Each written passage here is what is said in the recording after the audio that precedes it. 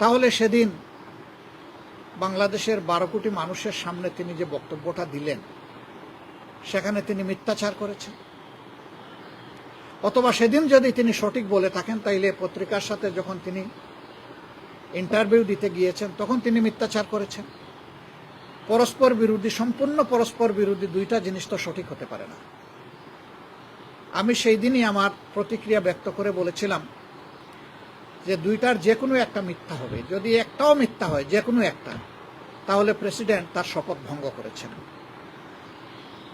রাষ্ট্রের সর্বোচ্চ মর্যাদার এই পজিশনে থেকে তিনি মিথ্যাচার করতে পারেন না। আমি বলেছিলাম যে তিনি এখন আর এই পদে থাকার নৈতিক অধিকার হারিয়েছেন। আমি বলেছিলাম তার জন্য উত্তম হবে নিজ থেকে সরে যাওয়া। তিনি যাননি, বর্তমান সরকারও তাকে সরায়নি, বরঞ্চ যে মানুষটা স্বৈরাচারের দূষর ছিলেন তাকে সরকার রেখে দিল এবং জোর করে তাকে দিয়েই জাতীয় সংসদের প্রথম অধিবেশনের উদ্বোধনী ধীরে আমাদেরকে ভাষণ শোনানোর কসরত করা হলো। আমরা বিরোধী দল তার প্রতিবাদ করলাম। আমরা বললাম যে এমন কাউকে সংসদে ভাষণ দেওয়া ব্যবস্থা করা উচিত হবে না যিনি স্বৈরাচারের দূষর ছিলেন, যিনি গণহত্যার সাক্ষী নন, সহযোগী ছিলেন। কিন্তু সরকারি দল তাই করল। আমরা সংসদ থেকে ওয়াকআউট করলাম। আমরা ওয়াকআউট করে বের হয়ে আসলাম। তারা শুনলেন। তারপরে এই সংসদে আমরা অবাক হয়ে দেখলাম যে 300 সদস্যের মধ্যে, অবশ্য 300 তখন ছিলেন না, 298 ছিলেন, 298 এর মধ্যে 5 জন মানুষও প্রেসিডেন্টকে ধন্যবাদ জানাননি তাদের বক্তব্যে, কারণ তিনি সেই ধন্যবাদ পাওয়ার উপযুক্ত না। সরকারি দল সন্তোষ প্রকাশ করল যে হাসিনার নিয়োগ দেওয়া প্রেসিডেন্টের মুখ দিয়ে আমরা হাসিনাকে ফ্যাসিস্ট বলাতে পেরেছি, এটাই আমাদের বিজয়। জনগণ এটা পছন্দ করেন। শেষ পর্যন্ত আজকে তিনি পদত্যাগ করলেন। ইতিমধ্যে জাতীয় সংসদের 2টি সেশন শেষ হলো, উদ্বোধনী সেশন এবং বাজেট সেশন। আগামী 20 সেপ্টেম্বর আবার আমরা আশা করছি জাতীয় সংসদের অধিবেশন শুরু হবে ইনশাআল্লাহ, 3য় অধিবেশন।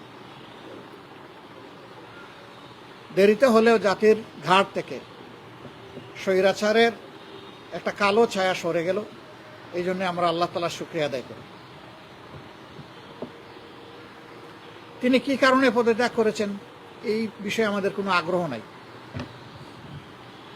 কারণ আমরা আগে থেকেই বিবেচনায় নিয়েছি যে তিনি প্রেসিডেন্ট পদে থাকার আর যোগ্য নন, তিনি তার যোগ্যতা হারিয়েছেন। অস্থায়ী প্রেসিডেন্ট হিসাবে বাংলাদেশের সংবিধানের 54 অনুচ্ছেদ অনুযায়ী বর্তমান মাননীয় স্পিকার দায়িত্ব গ্রহণ করেছেন। আমরা তাকে অভিনন্দন জানাই এবং আমরা তাকে আশ্বস্ত করছি তিনি যতদিন দায়িত্ব পালন করবেন, আশা করব যে তিনি ন্যায়নিষ্ঠভাবে এই দায়িত্ব পালন করবেন, নির্মোহভাবে দায়িত্ব পালন করবেন। কারো প্রতি তিনি কোনো ধরনের কোনো পক্ষপাতিত্ব করবেন না। তিনি নিরপেক্ষভাবে এই রাষ্ট্রপতির মর্যাদা রক্ষা করে একদিনের জন্যও যদি তিনি দায়িত্ব পালন করেন বা যতদিন তিনি দায়িত্ব পালন করবেন, তিনি এইভাবেই দায়িত্ব পালন করবেন বলে আমরা আশা করি। যদি এইভাবে তিনি দায়িত্ব পালন করেন তাহলে আমরা তাকে সর্বাত্মক সহযোগিতা করব।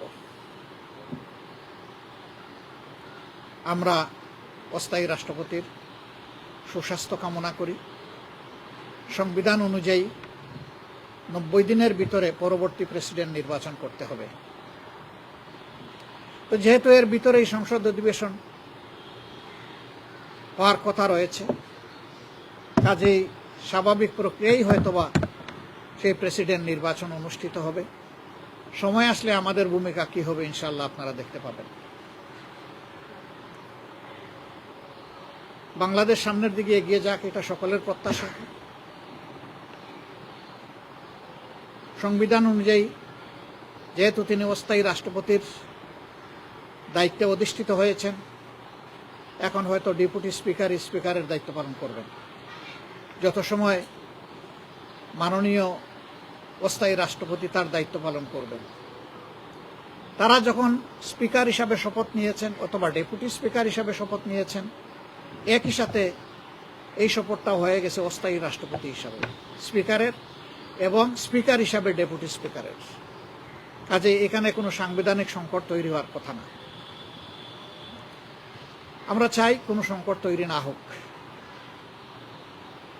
তবে জনগণের যে মৌলিক প্রত্যাশা যে একটা পরিবর্তনের বাংলাদেশ, এখনো বাংলাদেশের নবগঠিত পার্লামেন্ট সেদিকে পা বাড়ায়নি। আমরা অনবরত আমাদের চেষ্টা চালিয়ে যাচ্ছি, ভিতরে এবং বাইরে আমাদের এই চেষ্টা অব্যাহত থাকবে। অতি স্বল্প সময়ের দাওয়াতে আপনারা আজকে এখানে হাজির হয়েছেন, এই জন্য আপনাদের সকলকে আমার এবং আমাদের প্রিয় সংগঠনের পক্ষ থেকে আন্তরিক কৃতজ্ঞতা এবং ধন্যবাদ জ্ঞাপন করছি। সবাই ভালো থাকবেন, আমরা একসাথে এগিয়ে যাব।